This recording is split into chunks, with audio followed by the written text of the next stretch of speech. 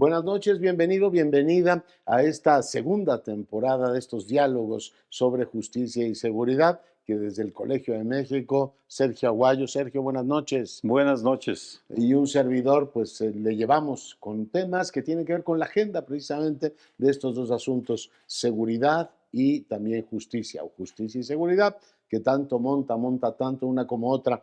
El día de hoy tendremos una conversación con Alejandro Celorio, ya lo vio usted, entraba a este estudio, en un momento más conversaremos con él, mi querido Sergio, sobre pues, la estrategia que ha llevado México en el ámbito jurídico para el tema de las armas, pero antes de hablar de ese tema, me encantaría que nos ubicaras en el periodo electoral en el que estamos y viene próximamente un debate, si los grandes temas de la relación bilateral en materia de seguridad han tenido presencia o espacio en las campañas, si esperas que en los próximos días las candidatas digan algo, sean más precisas sobre este tema, Sergio. Mira, cuando nos invitaron o conversamos con el director del canal Justicia TV sobre este programa, salió de manera natural el título, Justicia y Seguridad. Si uno revisa los programas de quienes aspiran a la presidencia, Claudia Sheinbaum, Xóchitl Gálvez y Álvarez Maínez, es notable en el caso de las dos primeras que los dos ejes de sus programas son justicia y seguridad. Claudia enfatiza la parte de justicia, Gálvez enfatiza la parte de seguridad primero, es decir, ahí ya hay una disparidad evidente, pero ninguno de los tres abordan como se debe el factor externo y en particular la vecindad con Estados Unidos. Ninguno de los tres menciona el entendimiento bicentenario. La demanda de armas durante este sexenio se enmarcaba en una negociación macro con Estados Unidos para discutir simultáneamente en un mismo paquete narcóticos, armas, migración y lavado de dinero. Yo espero o esperemos, próximo domingo, el 17, será el tercero y último debate sobre seguridad, que ahí abordan el tema porque sí, seguridad, justicia, lo local y el factor externo, Estados Unidos en particular, son los cuatro jinetes de la violencia mexicana. Ahí están. Ha habido una cierta inercia, suponiendo que si ganase Claudia Sheinbaum, las elecciones más o menos seguirían los mismos parámetros. La experiencia nos indica, sin embargo, que todos los gobiernos buscan tratar de ponerle algún toque. Y en el ámbito de la seguridad, no tenemos un acuerdo de mayor alcance o más institucionalizado, como ocurre en lo comercial, donde hay pocos cambios. Seguridad, todas las administraciones intentan imprimirle algo, ¿no? Veremos qué hace o qué dice Claudia Sheinbaum. Del equipo de Xóchitl, quizá lo que más me ha llamado la atención es la propuesta de este órgano binacional de aduanas, considerando que el fentanilo básicamente es un tema de aduanas, de capacidades aduaneras, que esté ahí, pero bueno, tendrán por supuesto que desarrollar los asuntos. El tema que el día de hoy vamos a discutir, por supuesto, es una de las claves que además han dado más éxito en el caso de esta administración, como una narrativa, ¿no? Es decir, oiga, reconocemos la parte que nos toca, pero hay un principio de corresponsabilidad necesario que hay que invocar en la escena política y jurídica, Sergio. Sí, mira, lo estamos terminando, estoy de coordinar un proyecto, ya casi etapa final, sobre las estrategias de 7 presidentes en materia de seguridad. Y lo notable es la capacidad que han tenido los 7 presidentes para reacomodar las instituciones, reasignar presupuestos, elevar la prioridad de un programa sobre otro. Yo espero que quien gane, no importa, haga una pausa y decida qué está funcionando bien, qué hay que ajustar y qué hay que sustituir. Esperemos que no vengan con el afán de borrón y cuenta nueva, porque ya llevamos 7 presidentes, 42 años experimentando, y ya es hora de que se comporten como Que haya políticas presidentes de Estado. Es una política de Estado. Decir, oiga, no debo estar cambiando, imagínate cambiar la moneda, ¿no? Ya no se va a llamar el peso mexicano, se va a llamar el peso El cacomistle. azteca o el cacom. O sea, hay ciertas cosas que deben permanecer. Una de ellas, bajo el prisma del interés nacional, es una política de seguridad. Del otro lado, tampoco están mucho mejor. Las administraciones norteamericanas, cada que entran, intentan imprimirle un sello particular, ¿no? Está la incógnita de si va a permanecer Biden o ganará Trump las elecciones en los Estados Unidos. Ese es otro elemento que puede variar el marco. Tienes razón, aun cuando las oscilaciones institucionales en México han sido bien notables, con algunas excepciones, lo que era el CISEN, ahora CNI, Ejército, Marina, a los demás pues los suben y los bajan, como los presupuestos o las dependencias. El caso más extremo en este sexenio es la desaparición de la Policía Federal. Sí. Tenía 20 años y desaparece. No estoy diciendo que no haya habido razones para reformarla, pero crean una Guardia Nacional que todavía está en el limbo jurídico. No sabemos si regresará en el 28 a manos a mando civil o seguirá en el ejército. A eso me refería, de ese tipo de jugueteos. Sí, no, y el sistema de inteligencia dónde va a quedar, que es una de las propuestas de Claudia Sheinbaum. Pero en el ámbito norteamericano, pues hemos tenido Iniciativa Mérida, hemos tenido el entendimiento bicentenario, y la clave sería encontrar qué elementos constantes permiten que la cooperación se dé y haya buenos resultados para los dos países, Sergio.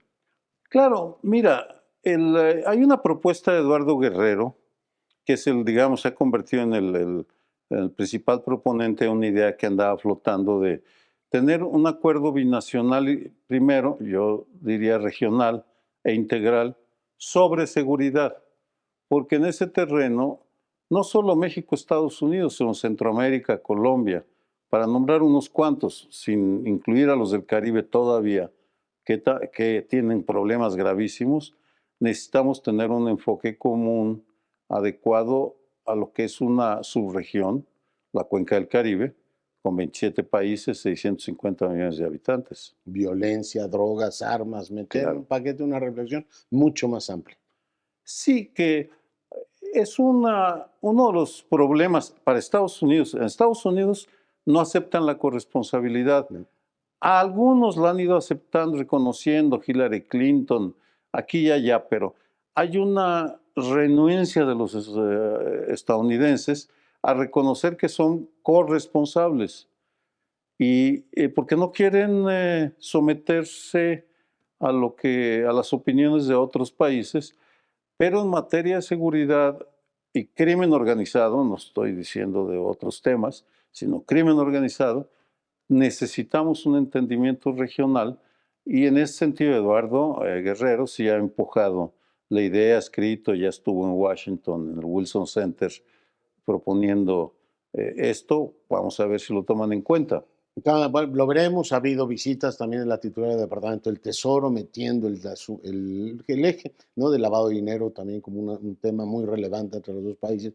Pero bueno, naturalmente es uno de los grandes asuntos. Veremos qué dicen las candidatas y ya cuando gane una de ellas, o Maynes, que también existe esa posibilidad, el programa, ¿no?, las primeras señales en esa materia serán sumamente relevantes. Pero bueno, ¿te parece si vamos a la entrevista? Sí, veamos qué nos cuenta Alejandro Celorio, el artífice de una demanda contra fabricantes de armas que está ganando en Estados Unidos.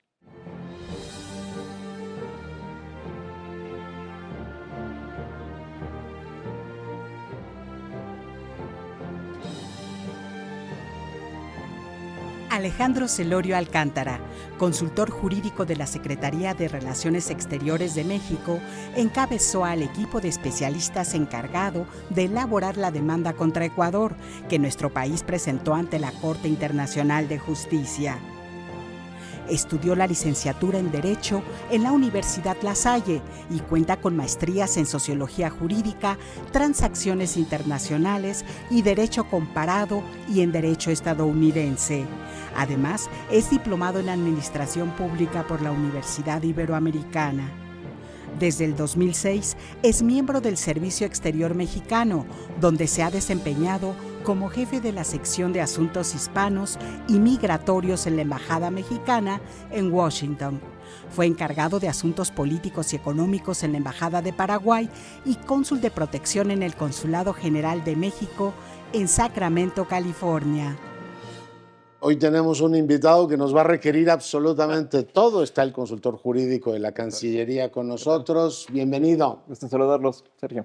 No. Bien, el tema es la demanda que México interpuso en Estados Unidos contra los fabricantes de armas. Unos antecedentes para ubicar el tema. Hace 20 años terminó el veto para vender rifles de asalto en las armerías de Estados Unidos. Se vino una avalancha de armas a México. En 2005 aprueban una ley en Estados Unidos, placa, que prohíbe demandar a quienes venden armas, a quienes fabrican armas.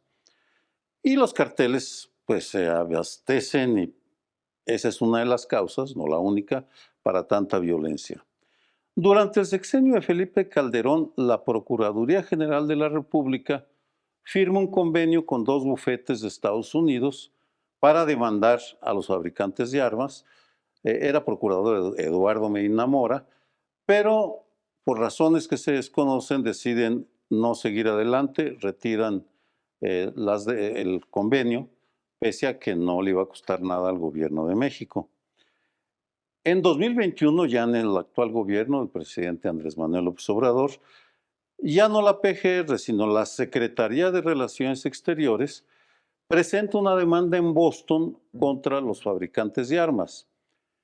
La batean, la desechan en una primera instancia, apelan y en un fallo histórico en enero de este año, 2024, una corte de apelaciones de Estados Unidos dice, no, el gobierno de México sí puede demandar a los fabricantes de armas y por tanto aquí es donde viene las enormes o la enorme cantidad de preguntas que habría al consultor jurídico porque él es uno de los artífices de esta estrategia que yo confieso es aplaudido y apoyado y seguiré apoyando porque me parece va a una de las causas principales de la violencia que tenemos.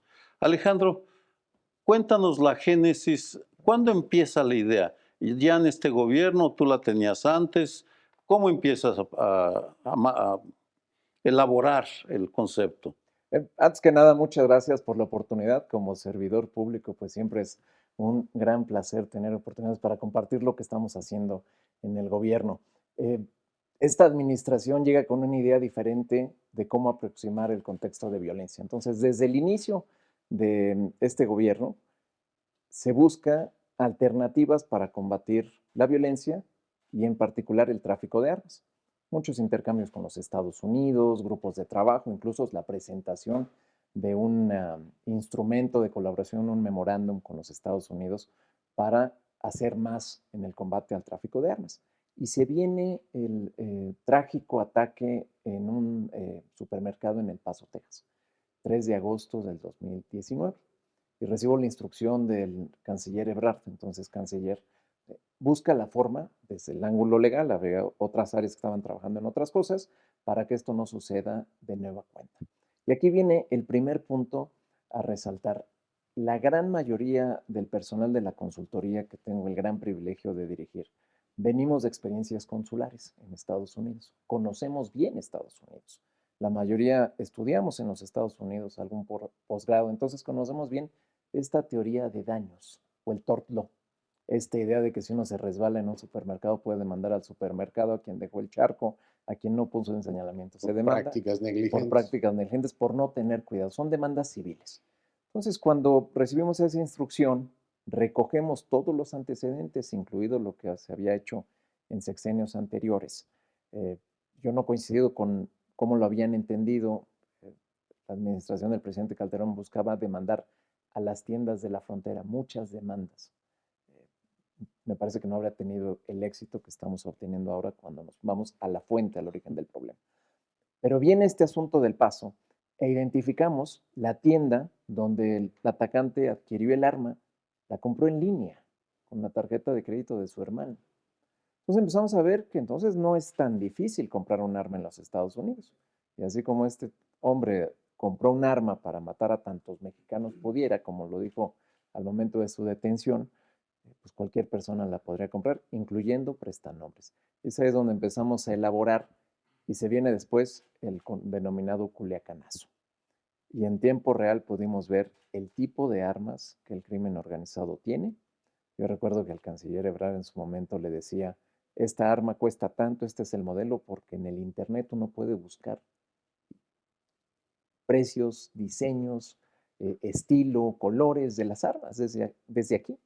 Entonces de ahí se vino formulando entonces la idea de no vayamos únicamente contra quien le vendió el arma al atacante del Paso, vayamos contra lo más grande, que es el tráfico de armas, y ahí debo de reconocer el involucramiento de dos abogados, Jonathan Lowy y Steve Shadowen, que tenían ya estas ideas, uno, Shadowen, experto en daños transfronterizos, y John Lowy, que es por mucho el experto en demandas contra la industria de las armas. Entonces, la idea que tiene la consultoría jurídica de hacer algo más amplio para evitar el tráfico, más los conocimientos de estos dos abogados, resulta en este esfuerzo que ahora está rindiendo frutos. Va ganando, digamos, amigos o densidad del argumento mexicano que finalmente no es, oiga, ustedes tienen su legislación y ustedes son amos y señores de determinar cómo se venden armas en los Estados Unidos.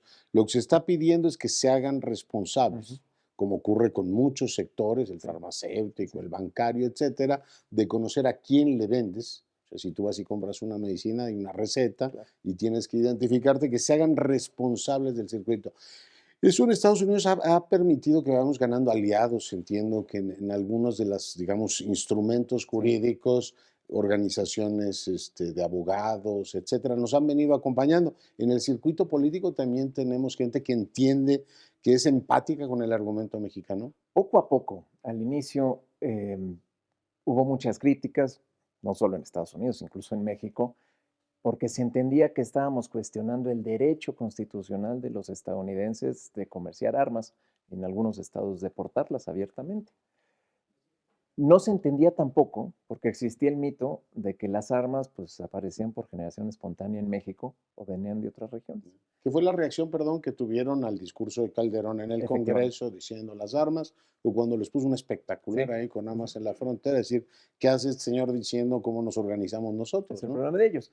Entonces, poco a poco se ha ido desmitificando esta idea de que las armas provienen de otras partes y sin decirlo abiertamente, muchos actores políticos han colaborado en el anuncio de nuevas medidas, la Casa Blanca, con una ley que por primera vez en la historia de los Estados Unidos establece que el tráfico de armas es un delito federal, o en reportes gubernamentales donde se establece que el 70% de las armas provienen de los Estados Unidos, y así poco a poco se ha avanzado, y hoy día, después de 2 años y medio, son muchas más las personas en Estados Unidos que entienden no solo que existe un problema en México, sino que el problema, el contexto de violencia armada en México les afecta a ellos porque, por ejemplo, empoderan a los cárteles que trafican sustancias y personas.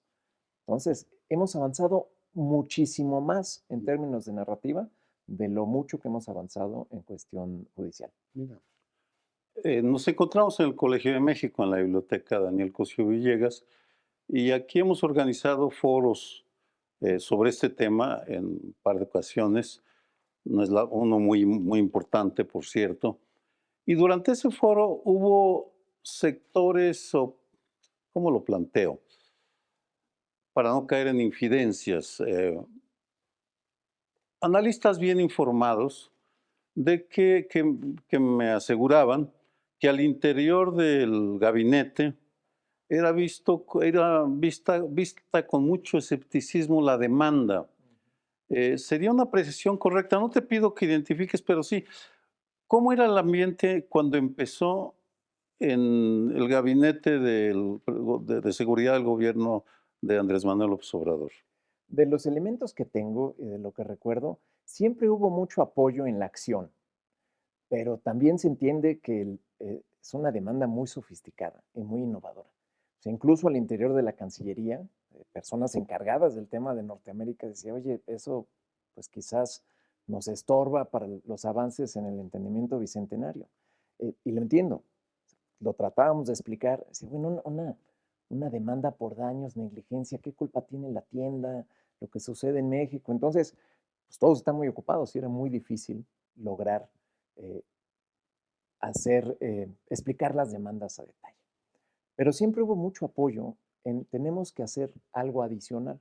¿Por qué? Porque México dispone de muchísimos recursos y de infraestructura para detener armas en la frontera, detener armas en territorio mexicano.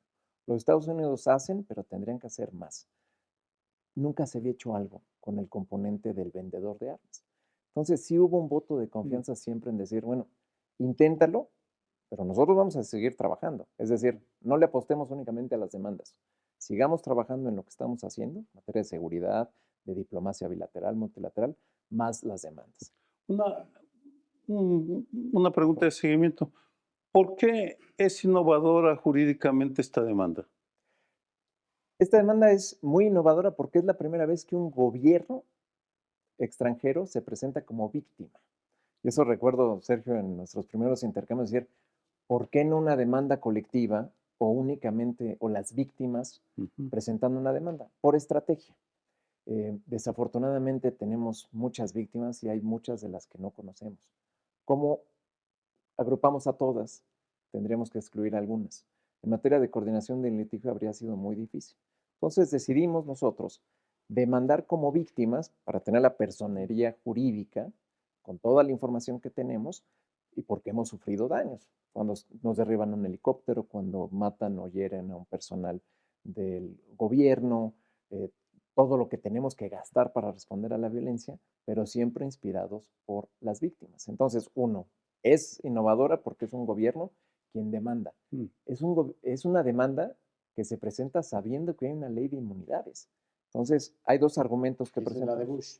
Esa es la que aprobó el presidente Bush entonces, que ha evitado... Para la industria de las armas. Para la industria de las armas, que ha evitado que las personas víctimas o familiares de víctimas de los tiroteos masivos en Estados Unidos, que están en el orden de 2 tiroteos al día, no puedan demandar. Entonces México demanda con dos argumentos innovadores y muy sofisticados. La primera, LACA, esta ley de inmunidades por su acrónimo, no tiene efectos extraterritoriales. No puede proteger a la industria de daños ocurridos en México. Y eso es lo que tomó como argumento a principios de año cuando se No, tomó este segundo. El segundo. ¿Por qué? Y esto lo muy interesante de lo que está pasando, y agradezco mucho que sea el canal judicial que esté interesado en este tema, porque habría tenido repercusiones mayúsculas el hecho de que una corte estadounidense dijera, si una ley de los Estados Unidos no dice que tiene efectos extraterritoriales, no se puede presumir que los tenga. ¿Por qué? Porque hay muchas leyes, como la Helms-Burton, que impone sanciones a quienes comercien con Cuba, que tienen efectos casi universales. Entonces, orillar a que una corte dijera, si la ley no dice que cubre o que protege a la industria en Estados Unidos y allende a su jurisdicción, no existe. Entonces la corte se aleja de eso y recurre a un segundo argumento presentado por México muy innovador. Es decir, la industria, recurrimos a las excepciones que contiene esta ley de inmunidades. La industria no es inmune si viola leyes estatales o federales. ¿Y cuáles son las dos leyes que México señala que viola la industria? Y por eso es que la Corte de Apelaciones nos da la razón por unanimidad. La primera, la industria viola las leyes de exportación que prohíben la exportación de armas sin licencia. ¿Y cómo violan esta ley? Al facilitar que prestanombres compren armas, se las vendan a alguien más, que las va a transportar o vender más allá de la jurisdicción estadounidense a México, violando las leyes de exportación. Y la segunda, prohibiciones a la venta de armas de fuego sin licencia. Entonces, la industria de las armas, al permitir por su negligencia que prestanombres compren armas y que estos las vendan a otros sin licencia, están violando esta ley. Y ahí es en un resquicio de esta ley de inmunidades que México se puede meter. Y ahí lo sofisticado de nuestra argumentación jurídica. Muy interesante, está en el ámbito civil, entonces práctica negligente, es decir, usted no se hace cargo de todo lo que ocurre, que por cierto eso México lo discute en el plano hemisférico y también en el plano global, ¿no? Es decir, el ciclo completo de las armas, que me encantaría que me expliques cómo, digamos, acompaña o se acompasa esto. Lo segundo es, pues, identifique a su cliente, ¿no? que eso lo obliga, por ejemplo, para el sistema financiero en los Estados Unidos. Hay Efectivamente, una ley muy fuerte. efectivamente. Si usted no puede tener una cuenta de alguien que no sabe quién es. Su obligación es conocer a su cliente. Y el tercero, estábamos pidiendo una compensación, no, esa ya no la Sí, pedimos, que era en torno a 15,000 sí, millones de sí. dólares, ¿verdad? Estamos pidiendo una compensación y en estas demandas civiles, si uno no pide una compensación económica, pues es una demanda sin dientes. Porque luego que va a decir la industria, ok, Tiene cambio mis razón. prácticas. Sí. Smith Wesson ya se había comprometido con la Casa Blanca de Clinton, la administración Clinton, a modificar sus prácticas comerciales para evitar una amenaza de demanda de la administración Clinton. Firmó un acuerdo y todo, nunca cumplió. Mm. Entonces, tiene que tener un componente de compensación. Nosotros pedimos lo que correspondería al 5% del Producto Interno Bruto de México. Hay análisis que señalan que alrededor entre el 5 y el 20% del PIB de México se destina a responder a la violencia armada. Ah, mira. Entonces, el daño es tan grande que la compensación tiene que ser de este tamaño. Y tiene efectos de narrativa también. Las casas aseguradoras, las pólizas de esta industria o sus tenedores de acciones, cuando escuchan que la demanda les va a costar 15,000 millones de dólares, pues lo que esperaríamos es decirle, oiga, junta directiva, pues cambien sus prácticas comerciales, no sean negligentes, sean más cuidadosos, porque nos va a costar a nuestro bolsillo. ¿Qué estamos haciendo a nivel bilateral y multilateral? Y precisamente es llevando esta línea de que la industria tendría que tomar medidas para evaluar el riesgo y mitigarlo. Esta idea de empresas y derechos humanos, Business and Human Rights, que estamos discutiendo en Ginebra. Hay un principio rector de esta idea de empresas y derechos humanos, que las empresas tienen que evaluar un riesgo, o el riesgo de sus actividades, y tratar de mitigarlo. La industria vehicular, la automotriz la hace. Cuando hay sospecha de que un neumático va a estallar o el volante no sirve, de inmediato Un retiran los llamado, ¿no? vehículos. Recall famoso. ¿Por qué no lo hace la industria de las armas? Si sabe que sus armas están en México, ¿por qué no hace algo para preguntar, a ver, tienda en Texas, ¿a quién le estás vendiendo? Pues todas las armas que te distribuyo acaban en Sonora. ¿Por qué no haces algo como lo que podría hacer, lo que hace la industria financiera de preguntar, a ver, ¿quién es mi consumidor? Mm. Ujú. ¿Con quién negocia? ¿A quién le vende? ¿Qué tipos de ingreso tiene? Son medidas de autodisciplina. Hay un marco normativo en los Estados Unidos que nosotros como gobierno de México no cuestionamos, pero se podrían autodisciplinar. Pongo un ejemplo. ¿Por qué no la industria le pide al comprador que así como cuando uno renta un vehículo tiene que presentar un seguro de responsabilidad limitada, decirle al comprador, yo te vendo un arma siempre y cuando me presentes una póliza de seguro en la que te haga responsable del arma hasta en tanto no la vendas, no reportes que se robó o se destruya o la pierdas? Porque así tú eres responsable. Se acabarían los prestanombres, porque nadie quiere ser responsable de que el arma aparezca en México. Es una demanda sofisticada en el sentido de que estamos argumentando elementos que nunca se habían argumentado contra la industria de las Y armas que no es ajeno al derecho norteamericano. en nada. Déjenme contar una anécdota de andar por casa. Hace unos meses fui al estado de Utah, que es un estado muy restrictivo en el consumo de alcohol.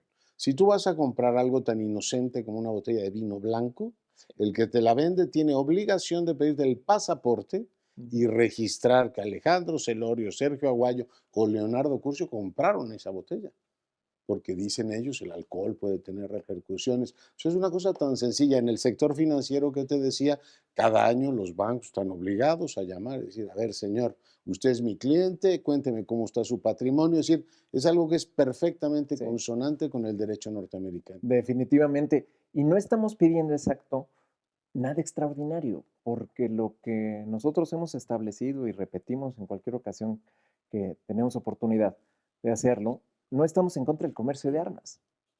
Estamos en contra del comercio negligente. Si debe haber un comercio que sea responsable, transparente y con rendición de cuentas. Si Estados Unidos, como sociedad, en su contrato social, decide que hay un comercio de armas o incluso permitir que cualquier persona compre un arma para matar niños en un kindergarten, esa es su realidad estadounidense. Pero no tendría que derramarse en México. En fin, muchas ideas porque el Colegio de México y las universidades producimos conocimiento, es una de nuestras funciones. Y el tema de la violencia es una constelación de penumbras, en el cual es más lo que ignoramos que lo que sabemos. Y dije, soltaste una frase de pasada, Alejandro, es una reacción primera y luego conseguía una pregunta del peso que han tenido las víctimas. Y lo recordé porque tú dijiste, el gobierno mexicano se presenta como víctima. La Ley General de Víctimas dice que que todos los mexicanos y mexicanos somos víctimas potenciales y por tanto somos sujetos de derecho aun cuando no tengamos el interés jurídico, aun cuando no nos hayan metido un balazo. Podemos recurrir. Y lo recuerdo porque Gonzalo Aguilar Sincer, un abogado ya desaparecido, su bufete, trabajó pro bono con nosotros para presentar una demanda ante la Procuraduría General de la República, ya con Peña Nieto, para decirle, Rápido y Furioso fue autorizado por funcionarios del gobierno de México. ¿Quiénes son esos funcionarios? Porque como víctimas potenciales tenemos el derecho a saberlo y a exigir que les tomen declaración a ellos y a los de la DEA, agentes de la DEA. Nos aceptaron la demanda, que todavía está viva, con el mismo bufete que ahora dirige Javier Schute, pro bono, pero lo menciono porque es la imaginación jurídica combinada con el conocimiento. Esa era la reflexión. Lo mezclo con el tema del futuro. En Tucson, Arizona, una corte de apelaciones dice, bueno, ya pueden demandar, puede seguir adelante la demanda, y ahora viene una etapa de presentación de evidencia, Sí, ¿correcto? así es.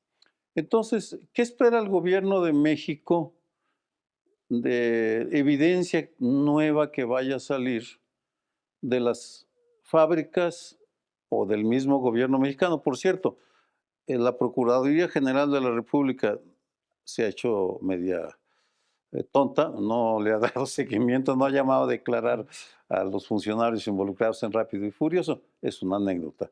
Pero, ¿qué esperan ustedes de esta etapa? Voy a aprovechar, Sergio, brevemente una reacción a lo que comentabas. En este y en otros muchos casos, pero en este en particular, gobierno y personas víctimas estamos juntos. Eh, es un voto de confianza lo que estamos haciendo, porque una vez que el gobierno supera esta ley de inmunidades, el gobierno argumenta una cuestión de molestia pública para poder avanzar en nuestras demandas. Lo explico en términos muy básicos. Si yo recibo un disparo y yo quiero demandar a la empresa que facilitó la venta del arma, yo tengo que probar que esa arma es de donde salió la bala que me lesionó a mí. Para que una demanda de una víctima directa de un disparo prosperara sería muy difícil. Claro. Entonces, cuando lo hace el gobierno de México, con un argumento mucho más amplio de que la molestia es mucho más amplia, retomando las demandas contra la industria de los opiáceos y la tabacalera, donde no es tal cigarrillo me causó cáncer, es todo lo que se hace y deja de hacer. Entonces, en este caso, después de que México logre avanzar más, seguramente se vendrán más demandas de otros países y de víctimas. Pero ahora, ¿qué vamos a esperar en la etapa de evidencia? Empiezo por lo que las empresas demandadas seguramente van a argumentar. Van a decir, no es nuestra culpa, es la culpa de aduanas, no tiene suficiente personal, dejas pasar a cualquiera, es la culpa de sus autoridades de seguridad que no decomisan todas las armas, es una cuestión de corrupción. Ya estamos preparados para responder porque ellos también van a presentar sus pruebas. Y nosotros, ¿qué es lo que vamos a obtener de ellos? ¿Qué sabes o cuánto sabes del destino de tus armas, de tus consumidores? Porque recuerden que es una demanda civil por daños. Si esta fuera una cuestión penal, los estaremos acusando de complicidad en homicidio, en delincuencia organizada o en lesiones. Pero es civil. Entonces, en civil lo que queremos saber es cuánto sabes y sabiendo dejaste de actuar o permitiste que avanzara. Pero lo más importante en ambas demandas, la de Boston y en la de Tucson, es cuánto sabes del destino de tus armas. Porque hay como anécdota del litigio contra la industria tabacalera que no llegó a una sentencia judicial, se llegó a un arreglo. Se encontró un correo electrónico o una minuta de una reunión donde los directivos de la industria tabacalera, sabiendo que su producto causaba cáncer, seguían mercadeando su producto como un producto que pues enaltecía la hombría con el hombre aquel, ¿no? Entonces, si fumas, eres más macho. Entonces, ese es el tipo de información que vamos a encontrar. Una decisión de distribuyamos más a tal tienda porque es un exitazo vendiendo tal cantidad de rifles. ¿Y cómo está cambiando? Cuéntanos un poco de las, digamos, las actitudes, tanto de las administraciones como de la industria. Entiendo que en México el cambio de Sí. canciller no alteró la estrategia y bueno, pues es una estrategia que ha adoptado el Estado mexicano. Ahora en los Estados Unidos viene el cambio de, probablemente Sí. haya un cambio de gobierno. No sé si los republicanos tienen una actitud menos cooperativa o menos empática que los demócratas, que en varias expresiones públicas el presidente ha dicho, oiga, hay que regular esto. No es un ánimo de poner, digamos, controles innecesarios, simplemente conocer más. Pero hay industrias, o sea, me encantaría un comentario sobre eso y de la industria. Hay industrias que dentro de lo que cabe, no les gusta que la regulen a ninguna. Después del 2001, por ejemplo, toda la financiera, todo el tema de lavado de dinero, decir, oiga, ¿cómo le hacemos para demostrar que no nos usan para apoyar el terrorismo, etcétera? Mostrar una actitud cooperativa, diciendo, tampoco queremos políticos corruptos en nuestras empresas, porque daña el prestigio de la misma. La reputación de las compañías también importa. A las industrias de las armas, le importa algo su reputación, es decir, la idea de no le estamos vendiendo a ciudadanos honrados que quieren defender, sino que armamos a los cárteles mexicanos para que ellos hagan su agresión. Es decir, no hay una mínima actitud de decir, hombre, pues me están pidiendo algo razonable. Entérese de a quién demonios le vendemos el arma y controlemos con la tecnología que hoy está perfectamente disponible y barata, dónde demonios está el arma. Una cosa que prácticamente cualquier industria, igual que lo hizo la financiera, diría, tiene usted razón, vamos a evitar que los políticos corruptos laven su dinero en nuestras instituciones financieras o que los terroristas nos usen. ¿Cómo están las actitudes? En cuanto a los gobiernos, federal, estatal e incluso local, cada vez hay más actores porque estamos, lo platicamos Sergio muy al inicio, y ya podemos desvelarlo, muchas alianzas con el movimiento pro control de armas en los Estados Unidos, porque hace sentido que haya comercio de armas, pero más regulado. Entonces, estamos avanzando con muchos actores políticos que quieren que haya un comercio más ordenado y con mayor rendición de cuentas. A nivel de Casa Blanca, con esta aprobación de la ley bipartidista de seguridad, pues ya hay una ley que establece que el delito, que es delito traficar armas y es delito venderle un prestanombres. Ahí llegue quien llegue el siguiente año, pues es una ley estadounidense. Pero Sí sí habrá, cambia mucho la disposición. sí habrá un cambio. Demócratas. A mí me parece que una presidencia republicana lo que va a hacer es el tráfico de armas se responde con más armas y una mayor insistencia de hay que hacer más, hay que hacer más, hay que bombardear al crimen organizado, hay que darle más armas a México, más fierros para responder a las armas. Y eso me lleva a la actitud de la industria. Desafortunadamente no ha habido un cambio y es sorprendente, porque uno esperaría que de momento dijera, no, yo estoy haciendo mi comercio, no sabía, déjame corregir, ¿cómo le hago para cambiar esto? No ha habido un cambio. Y me parece, y lo digo, esta es una opinión personal que sostengo, a la industria de las armas les conviene el caos. ¿Qué sería de la industria de las armas con un México en paz? Pues no venderían tantas armas para responder al crimen organizado. Porque hay que recordar que esta industria, de una parte, facilita activamente el tráfico de armas al ser negligente y permitir que prestanombres las compren para entregárselas al crimen organizado, y al mismo tiempo le venden armas modernas, más ligeras, con mayor precisión, a las fuerzas de seguridad mexicanas para responder al poderío del crimen organizado. Entonces, esa dinámica le conviene a la industria de las armas. El negocio está en la venta a los gobiernos de armas. Esto es marginal, el tráfico de armas. Pero si esto se detiene, pues en México solo hay una tienda que vende armas Y si no tuviéramos tantas armas entrando a nuestro país, pues quizás el Estado sería mucho más efectivo en el control de la violencia. Es cierto, una especie de supermercado en el campo militar número 1. Es la única tienda de armas, de venta de armas legales. Eh, Tomo tu comentario sobre las relaciones de la Consejería Jurídica con organizaciones civiles estadounidenses para agregar que desde un primer momento me consta, la Cancillería buscó a organizaciones, personas preocupados de la sociedad civil, preocupados por el tema de las armas. Incluso me invitaron y firmé una especie de adhesión con alguna repercusión jurídica. Y a manera de anécdota, a veces me despierto en las noches sudando que Trump, el presidente, hubiera salido señalándome en algunos de sus discursos, y hay intervencionismo mexicano, y como fulano de tal, que antiestadounidenses, vienen los mexicanos. Eso es por supuesto, una fantasía, no solo pasan las pesadillas, no en la vida real.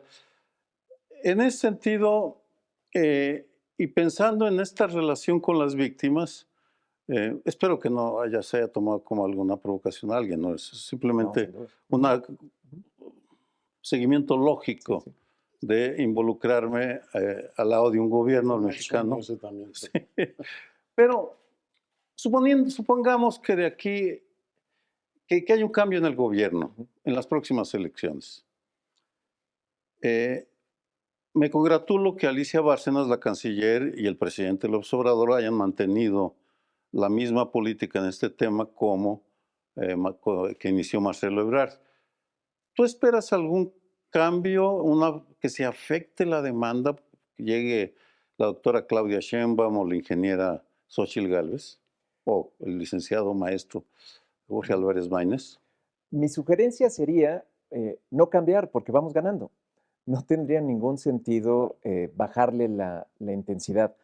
Si fuera el inicio, podríamos decir, bueno, no te distraigas en eso, vamos a buscar otras acciones. Claro. Pero vamos muy avanzados. Ambas demandas están, la de Tucson abiertamente ya en etapa de producción de evidencia. La de Boston, las empresas demandadas recurren a la Suprema Corte. La Suprema Corte no está obligada en tomarla. Va a ser muy interesante litigar este tema ante la Suprema Corte. Y México está listo para hacerlo. Ya estamos preparados con nuestros despachos de abogados. Ahí sí necesitamos despachos licenciados en Estados Unidos para que puedan postular frente a la Corte. En paralelo a lo que suceda con la Suprema Corte, el juez de distrito, el juez federal en Boston, quiere iniciar la etapa de producción de evidencia. Recuerdo en una audiencia que decía el juez a una petición de las empresas demandadas de esperar.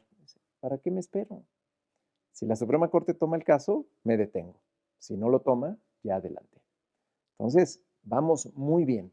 ¿Qué puede pasar en las son siguientes? 2 juicios. Son 2 juicios. Uno en Boston, otro en Tucson. Boston en Tucson. ¿Qué puede pasar? Y lo aplaudiría, que lleguen mejores personas a la consultoría jurídica, que haya cambios, es natural, somos funcionarios públicos atendiendo instrucciones, que pueda haber cambios de personas, que llegue alguien más a imprimirle nuevos ojos, más frescura. Nuestros abogados están dispuestos, pero yo lo que puedo decir, y haciéndole referencia a las personas víctimas, lo estamos haciendo por ellas. Así es que si no es el gobierno, este movimiento va a seguir con o sin las acciones que hemos emprendido, porque ya estamos muy avanzados en la narrativa de que no debe de existir el tráfico de armas y que las empresas tienen que hacerse responsables en lo que les toca para que sus armas no lleguen a manos de criminales. Yo creo que lo logren, digo, por 2 razones. En este país no nos ponemos de acuerdo casi en nada, pero en este caso creo que eso es una, digamos, línea correcta de actuación. No se está pidiendo nada irracional o fuera de tono. Es perfectamente coherente todo lo que nos has explicado y está en el interés nacional. Yo lo que vería es un complemento. Sergio decía, nos dedicamos a generar conocimiento, pero hay muchas cosas que desconocemos. Yo veo que ha habido un alegato político fuerte en las últimas administraciones. Se ha puesto como una reivindicación mexicana el que ese tema se tiene que entender en la gran ecuación de seguridad de la región. Este gobierno ha puesto el énfasis en lo jurídico, creo que ha sido acertado y es el tema que nos has explicado. Lo que sigo sin ver es la estrategia, como en toda guerra, narrativa. O sea, yo no digo que hagamos juego duro, así de pagar un spot en televisión que digan el Mencho usa Smith & Wesson o el no sé qué usa Beretta, pero en algún momento hay que cambiar la narrativa en el sentido de ganar los corazones de los americanos. Nosotros no queremos meternos en sus leyes, por nosotros vendan en Tennessee o en cualquier estado las armas como quieran. Sepan que parte de la violencia que termina en muertos en los Estados Unidos por sobredosis, etcétera, o sea, ligar las dos narrativas es lo que estamos combatiendo y queremos ir juntos en eso. Ese complemento narrativo, le dirían algunos, la parte de la propaganda, en el buen sentido de la palabra, la comunicación, diría yo, le está faltando al gobierno. Coincido totalmente y lo explicaría de esta manera de por qué no hemos llegado a ese momento. Nosotros venimos de una resaca de, uy, no lo Los hagas. chapitos usan Beretta. ¿Te gusta ese Lo anuncio? tendríamos que hacer muy bien, ¿no? Hay cerca de 1 millón de estadounidenses en México. A ellos les preocupa la situación de seguridad en México. Les tendríamos que decir, usted sabe que las armas provienen de los Estados Unidos. ¿Usted sabe qué? Toda esta campaña de narrativa que sí hace falta, explicaba que es el complemento porque venimos de una resaca de no lo hagamos porque se vayan a enojar nuestros vecinos. No, es que si hacemos mucho ruido. Yo puedo decirlo porque he sido parte de este gobierno desde el inicio. Ya nos empezamos a creer el tamaño que tenemos. Tendrá sus bemoles, pero a Estados Unidos somos socios comerciales, somos vecinos, somos amigos, estamos tan interconectados. El primer socio comercial. Ellos incluso nos reconocen cuando nosotros les exigimos. Bueno, ahora sí hagámoslo. O sea, tenemos que decir, ¿te preocupa el tráfico ilícito de personas? Las armas. Tráfico ilícito de sustancias, las armas. ¿Te preocupa la corrupción? Las armas. El tema son las armas. Yo lo que no entiendo, Sergio, te digo, pongo la pregunta como para que en otro momento me ayudes a entenderla, es cómo se logra en la comunicación norteamericana, las propias agencias, ubicar que cualquier cooperación terrorista era una cosa antipatriótica. Tú dices, imaginar que una industria americana colaborara con Al-Qaeda o con el Estado Islámico, tú dices, no. Aquí la señora de la DEA puede salir y declarar que los dos enemigos, número uno, los dos enemigos del Estado norteamericano son el Cártel Jalisco Nueva Generación y Sinaloa, y no hemos logrado que se ubique, que armar a esos cárteles va en contra de su interés. Eso me cuesta entenderlo. Desde la intervención norteamericana, cuando perdimos la guerra en 1847, fue un choque brutal. Dejamos de investigar Estados Unidos desde 1847 hasta 1971. Apenas hemos acumulado el conocimiento y el capital humano para empezarnos a sacudir los viejos traumas y los complejos de inferioridad, debo decirlo tal cual. Yo siempre he argumentado, México, el gobierno de México a veces no entiende cuánto poder podría tener si lo sabe utilizar. Sí. Ese siempre ha sido, yo tengo 40 años trabajando el tema de las relaciones México-Estados Unidos. Leonardo es más joven, pero tendrá 30 más o menos, sí. Estudiándolo. Y en ese sentido me congratulo, Alejandro, quedan muchos temas todavía, de que tú hayas sido... y con Marcelo y un equipo extraordinario, conozco a tu equipo, de mexicanas jóvenes, muy entronas, que se han sacudido los complejos y han dicho, vamos a demandar a quienes nos están haciendo daño, porque eso se reduce. Hace 5 años había mucho escepticismo, ahora pues estamos ganando y ojalá las candidatas y el candidato lo registren cuando debatan el 17 de mayo este tema, en unos días. Y ojalá entiendan que cuando tiene razón, ¿no? Pues sí. Que de vez en cuando ocurre que tengamos también razón. No, a mí esa parte me resulta enigmática, que no liguen, ¿no? Todavía en la gran opinión pública, la amenaza que suponen los carteles con este asunto de las... Pero pues tarea de comunicación y de conversación. Ha sido un placer tenerte con nosotros. Muchísimas gracias. Un verdadero placer. Y felicidades. Gracias. Bien, querido Sergio, pues hasta la semana próxima. Hasta la semana próxima. Gracias por acompañarnos en un diálogo más de justicia y seguridad. Nos vemos la semana próxima.